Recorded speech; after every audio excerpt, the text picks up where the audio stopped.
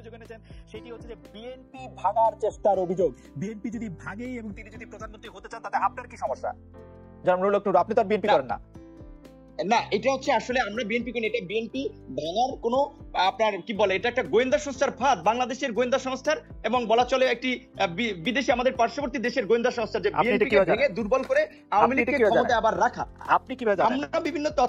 আমরা বিভিন্ন তথ্য নিয়ে জানতে পেরেছি। সো ইন্টারেস্টিং ব্যাপার যে তাইলে আপনাদের, আমি এখন কি বলবো আমি জানি না, যে গণপরিষদের আহ্বায়ক জনাব রেজা কিবরিয়া যে অভিযোগটি আনলেন সেই অভিযোগটি কি একদম আকাশ থেকে আনলেন? তার আগে আপনি যে বলেছেন যে আওয়ামী লীগের মিডিয়া সেল থেকে কিছু ছবি প্রকাশ করা হয়, আপনি তার জবাবে যেরকম জি ছবি প্রকাশ করা হয়, তার সেটা এডিটেড ছবি, সেটি আসলে প্রকৃত ছবি নয়।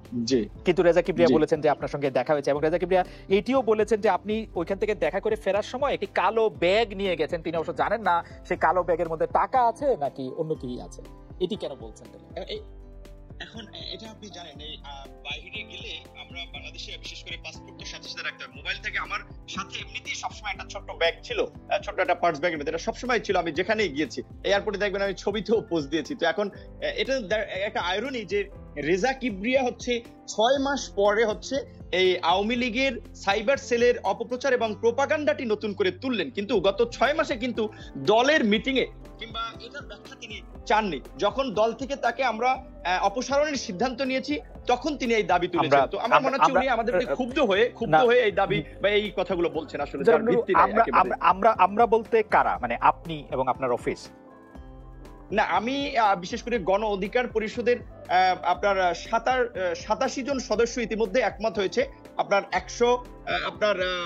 18 জন সদস্যের মধ্যে 87 জন সদস্য একমত হয়েছে যে ডক্টর রেজা কিবরিয়া যে সমস্ত তৎপরতা চালাচ্ছেন বিএনপি ভাঙার কিংবা আগামী নির্বাচনে সরকারের সাথে গোয়েন্দা সংস্থার ফাঁদে পড়ে অংশ নিয়ে দলকে বিতর্কিত করা, দেশের মানুষের সাথে বিশ্বাসঘাতকতা করার, সেটার বিরুদ্ধে 187 জন সদস্য একমত হয়েছে যে রেজা কিবরিয়াকে নিয়ে দল করা যায় না। তার ইমপিচমেন্ট নিয়ে এখনো অফিসে আলোচনা চলছে। আমরা এই বিকাল 3টা থেকে মিটিং চালাচ্ছি। এখনো শুধুমাত্র আপনার এই মিটিং এ অংশ নেওয়ার জন্য আমাদের আলোচনাটি এখন পোস্টপন্ড আছে। আজকের মিটিং এ এই বিষয়ে সিদ্ধান্ত হবে অপসারণের বিষয়ে দলের গঠনতন্ত্র অনুযায়ী। আপনারা সেদিন ছাদের বৈঠকে, রেজা কিবরিয়ার বাসার ছাদের বৈঠকেও তো তাকে অপসারণের সিদ্ধান্ত নিয়েছিলেন, সেটি কি আপনি একাই নিয়েছেন সিদ্ধান্তটি? সেটি কি না, সেদিন আমরা আলোচনা করেছিলাম, অনেকের আলোচনা ছিল। যখন আমার কাছে এটি অনেকের মতামত, যখন আমি 87 জনের মতামত পেয়েছি, মানে 2/3 অপসারণ করার জন্য, তখন আমরা এখন সাংগঠনিক প্রক্রিয়া, যে আমাদের গঠনতন্ত্রের আপনার 38 এবং 39 ধারায় বলা আছে কিভাবে এই অপসারণ প্রক্রিয়া সম্পন্ন করতে হবে, এখন আমরা সেই প্রক্রিয়ার দিকে হাঁটছি। আজকের মিটিং এ চূড়ান্ত সিদ্ধান্ত হবে। রেজা কিবরিয়াকে নেওয়া হয়েছিল কোন প্রক্রিয়ায়? রেজা কিবরিয়াকে নেওয়ার বিষয়টা ছিল, আপনি জানেন যে আমাদের উত্থানটা ছাত্র আন্দোলন 2018 সালে কোটা সংস্কার আন্দোলন এবং ডাকসু নির্বাচনের মধ্যে দিয়ে, তো আমরা দল গঠনের আগে কিছু সিনিয়র মানুষ চাচ্ছিলাম যে দেশের এই ক্রান্তি লগ্নে তারা যেন তরুণদের সাথে রাজনৈতিক এই প্রক্রিয়ায় যুক্ত হয়। রেজা কিবরিয়া কোন বিবেচনায় আপনাদের কাছে মনে হয়েছে যে তিনি সিনিয়র রাজনীতিবিদ? তিনি কি এর আগে কত সিনিয়র রাজনীতি করেছেন? না, যাই হোক, এখন সে বিবেচনা আসলে অনেকগুলো আমাদের সাজেশন হচ্ছে আপনারা রেজা কিবরিয়ার সাথে গিয়েছেন কারণ রেজা কিবরিয়ার নামটি ব্যবহার করে আপনার বিদেশি শক্তির সহায়তা চেয়েছেন, এবং সেই সময় আমি যদি আরেকটু অন্যভাবে বলি, আপনারা অনেক রকম ষড়যন্ত্র করতে চেয়েছেন, ভেবেছেন রেজা কিবরিয়া দিয়ে এটি সম্ভব হবে।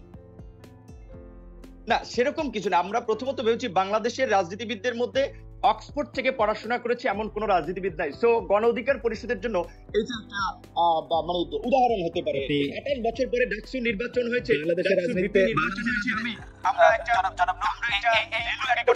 বাংলাদেশের রাজনীতিতে কিন্তু অক্সফোর্ড থেকে হার্ভার্ড থেকে পড়াশোনা করা লোক এসেছেন। ডক্টর কামাল হোসেন নিজেই অক্সফোর্ডে পড়াশোনা করেছেন। জি, ডক্টর কামাল হোসেন তো অনেক আগে থেকে আছেন। হ্যাঁ, আওয়ামী লীগের উপদেষ্টাদের মধ্যে একজন, বর্তমানে নাই। আওয়ামী লীগের উপদেষ্টাদের মধ্যে একজন, আওয়ামী লীগের উপদেষ্টা, প্রধানমন্ত্রীর উপদেষ্টাদের মধ্যে একজন ডক্টর গহর রিজভী, তিনি হার্ভার্ডে পড়িয়েছেন। উনি তো এখন নাই, উপদেষ্টা হিসেবে নাই। উনি উপদেষ্টা হিসেবে বোধহয় তো নাই এখন।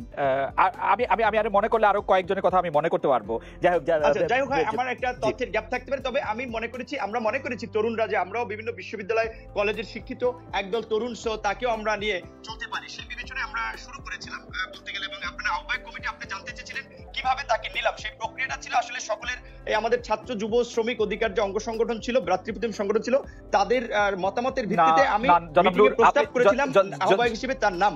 জনাব নূর, এটি আপনি একক সিদ্ধান্তে করেছিলেন, আপনি এবং আপনার 2-1 জন বন্ধু বান্ধব, কোনো গণতান্ত্রিক প্রক্রিয়া অনুসরণ করা হয়নি। তাকে নেওয়াটাও না, তাকে বলতে গণতান্ত্রিক যে আমি গণ অধিকার পরিষদকে মোটামুটি ভাবে আপনি আপনার পকেট সংগঠন বানিয়েছেন এখন, অভিযোগ এটি।